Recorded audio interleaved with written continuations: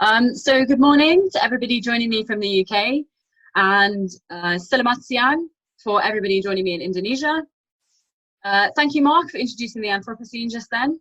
I'm going to go through, to follow on from Mark, to put the Anthropocene Biosphere into context in Indonesia and the wider island Southeast Asian region. I'm going to talk a bit of background about my PhD research and some of the work we plan to do when the COVID-19 situation is hopefully over. So to introduce myself, I'm Rachael. I'm a geology PhD student at the University of Leicester, and my research is partnered with the Agricultural University of Bogor. So thank you, Iskandar and Ulfah, for hosting me today. I'm also collaborating with researchers from Kebun Raya Bogor and Semir Biotrop, as well as from a number of other institutions. My background is in archaeology and anthropology, and this has made me become increasingly interested in paleoecology, so the study of past environments, as this enables us to investigate how human-environment interactions have changed over time. My PhD project uses an interdisciplinary approach with an aim to investigate the timing of biosphere change in Indonesia throughout the Holocene and into the Anthropocene. So this presentation is in two parts, which correspond to two of the main approaches that I'm going to be using for my PhD. The first is biogeography. As Mark mentioned, one of the ways in which humans are altering the biosphere is through our movement of non-native species across biogeographic barriers. I'm going to discuss what research at a global scale is showing and how I'm going to investigate this phenomenon in island Southeast Asia. Next, I'll outline how I'm going to use biostratigraphy and paleoecology to investigate anthropogenic impacts in Indonesia by conducting a multi-proxy paleo-environmental analysis on sediment cores from two lake sites, one on Java and the other on Butong Island on the southeast coast of Sulawesi. So before I begin, I quickly want to cover some definitions and a bit of background to the topic. So what is a non-native species? Well, a non-native species or alien species, as these are both synonyms, is any species that has moved outside of its native range as a result of intentional or unintentional human action. This includes cultivated species right through until invasive species. A naturalized species is a subset of alien or non-native, and they're able to establish themselves and spread and reproduce without further intervention from humans. Lastly, we have invasives. Now, this group normally receives the majority of attention because of the devastating impacts that they can have for environmental degradation and the destruction of crops, infrastructure, and water quality. For my research, I'm focusing on all naturalized species, so those that are invasive, but also those that are just reproducing and are now part of the environment. So what impact do these introductions have on biogeography? So again, another quick definition to make sure we're all on the same page. Biogeography is simply the study of the patterns and distribution of species in time and space as a result of historical biogeographic determinants, such as climate, tectonic history, natural dispersal, and diversification, which for most of Earth's history have been the driving force in the development of species distributions and biogeographic realms. And generally, this trend has been towards increasing diversification between these different biogeographic realms. However, now, research into the biogeography of non-native species is showing that the composition of the world's biogeographic realms is actually becoming more similar at a global scale in a process called homogenization. A clear example of this comes from a 2015 research paper by Kupina et al., who showed that for mollusks, distance no longer increased the diversity between assemblages, and instead they now cluster into two regions of temperate and tropical assemblages. And these are largely now the result of socioeconomic and climatic factors. So you've got a movement towards a more human-dominated system. So with over 13,000 non-native plant species now known to have become naturalized outside of their native range, it's become crucial to understand what impact these are going to have on regional floras. So what does this mean for Malaysia? The phytogeographical region of Malaysia stretches from the Kangar-Patani line on the Malay Peninsula in the west, right through until New Guinea and the Bismarck Archipelago in the east. The region is geologically diverse and home to over 20,000 islands, which has led to the development of high levels of biodiversity, including over 10% of the world's native vascular floral diversity, 3 globally important biodiversity hotspots, and 4 of the world's mega diverse countries. As Mark mentioned, Wallace's line is famous for bisecting a region on the grounds of the faunal composition into those of a predominantly Asian origin in the west and those of Australian in the east. Phytogeographical research, originally conducted by Van Steenis in 1950 and built upon by Van Velten et al. In 2011, shows that based on the similarity between composition of plants, the region is split into 3 regions, with Sunda in the west, Sohol in the east, and Wallacea as a transitional zone in the middle. The introduction of non-native species in the archipelago is not a new phenomenon.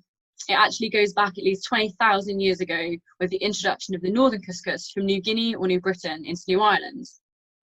Research conducted by Hindson and colleagues in the early 2000s has already looked at the biological invasions of fauna between Wallacea and Sohol by combining ecological, archaeological, and historical data to track the introduction and impacts of these species, and found that they were having a smearing effect on these boundaries. In terms of invasive plant species, we now know that Indonesia is home to nearly 2,000 non-native plants. And this is believed to be quite a conservative estimate. In Singapore, there are more non-native plants than native plants now. And what is not known is how these introductions are impacting upon patterns of diversity in the region. So what I'm trying to do is compile a similar inventory to that of Hindson, but that focuses on naturalized plants and the effect they are having. So I want to test quantitatively how the addition of naturalized flora to the islands and island groups of Malaysia has altered patterns of diversity between Sunda, Sohol, and Wallacea. I'm also seeking to identify changes in the rate of accumulation of non-native plant species and how this differs throughout the archipelago. So this is about identifying the changes of the more human-dominated system as opposed to identifying the timing signal of it specifically. But I am pulling records on the distribution and minimum residence time for the non-native species at a level of islands and island groups. A key resource that I'm using is the Global Naturalized Flora Database, or GLONAF, which has the most comprehensive records on non-native species distributions for the rest of the world.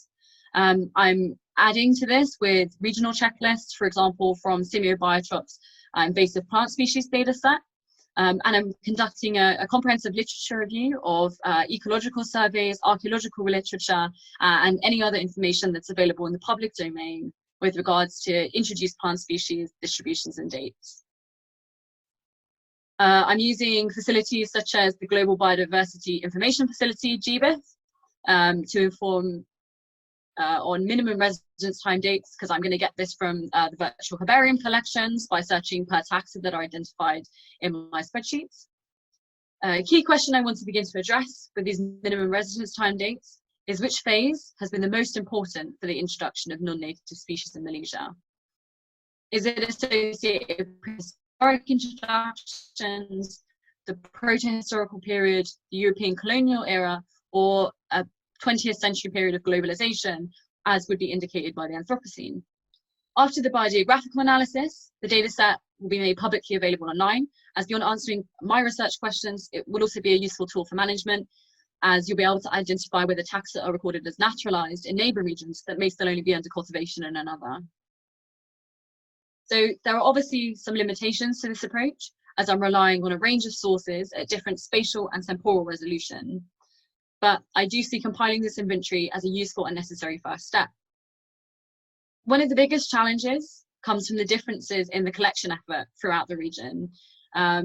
This is both because of collection of herbariums. If you just have a look at this graph that I have up here, this is by Middleton et al. 2019, and is a paper that's sort of going over the status of the regional flora projects. And it shows that collection density is very different. For Singapore, you have over 5,000 samples per 100 kilometers squared, but for highly diverse regions such as Borneo and Papua New Guinea, you have less than 50 collections. So in a way to try to address this, I'm using presence only distribution data and not looking at abundances, but this is still not perfect. Another key problem is the temporal bias. More records are available for species in recent years due to more collection of specimens and a higher number of ecological surveys. But does this actually mean that there are more introductions or just more records? So this is something I'm looking closely at, and I'm hopefully trying to combat slightly by seeking out historical information and records from archaeological reports and pollen diagrams, for example, to try to counteract this slightly. So moving away from the biogeography and onto the other focus of my research project, which is the use of biostratigraphy and paleoecology to investigate the evidence for anthropogenic alteration of the biosphere in Indonesia. This is work that has been planned and for work that was supposed to have been done for the summer, but unfortunately is now on hold. So I'm hoping to continue this winter and next summer and hopefully get to see you all then. But for now, this is just sort of a brief overview of what we're trying to do and how we're going to do it. So biostratigraphy is a standard method used by geologists, paleoecologists, and archaeologists. It's a form of relative dating where fossils retrieved from rock or sediments are used to identify the age of deposits without need for direct dating, for example, from radiocarbon dating. As well as being used as a time indicator, these assemblages can also be indicators of environmental conditions and of anthropogenic action. To identify an Anthropocene assemblage, you need to identify 3 or more fossilizable taxa whose co-occurrence is unique to this period of Earth's history. So what I need to find are fossils from previously isolated, disparate biogeographical regions. For example, pollen fossils from South African plants, American plants, Australian plants, all in the same place that now occur together for the first time in Earth's history as a result of the introduction of non-native species. Fossil candidates for these assemblages need to preserve over geological timescales and be distinctive.